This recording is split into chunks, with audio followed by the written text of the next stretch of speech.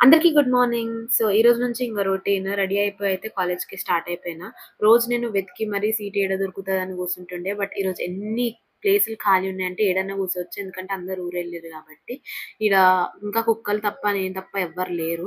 తర్వాత కొద్దిసేపయినంక మా ఫ్రెండ్స్ వచ్చారు. ఇంగా క్లాస్‌కెళ్ళి మా సార్ ఇంకా రాలేదని వర్క్ అయితే చేసుకుంటున్నాము. సార్ వచ్చి క్లాస్ చెప్పిన తర్వాత సెమినార్ హాల్‌లో ఏదో ప్రోగ్రామ్ ఉంది. జాబ్ ఆపర్చునిటీ ప్రోగ్రామ్ అంటే పిలిచిర్రు. సో, అందరూ ఇంగ సెమినార్ హాల్‌లో గ్యాదర్ అయిపోయినాము. మేము ఫోన్‌లో చూసినాం అందరం లైవ్. ఇంక ఫోన్‌లో చూసేదుంటే క్లాస్‌లో కూర్చొనే చూస్తుండే గదా అని అనుకున్నాము. ఇంక బయటకొచ్చి కొంచెం వర్క్ ఉండే రాసుకొని లంచ్‌కైతే బయట నుంచి ఫుడ్ తెచ్చుకొని లంచ్ చేసేసిన. ఇంకా క్లాస్‌కి టైం ఉందనేసి మళ్ళీ ఇంకొంచెం వర్క్ కంప్లీట్ చేసుకున్నా. అండ్ దెన్ అందరం కలిసి మళ్ళీ క్లాస్‌కైతే స్టార్ట్ అయిపోయినాం. క్లాస్ విన్న తర్వాత ఇంక ఓపిక లేదనేసి ర్యాపిడో అయితే బస్ స్టాప్ వరకు బుక్ చేసుకున్నా.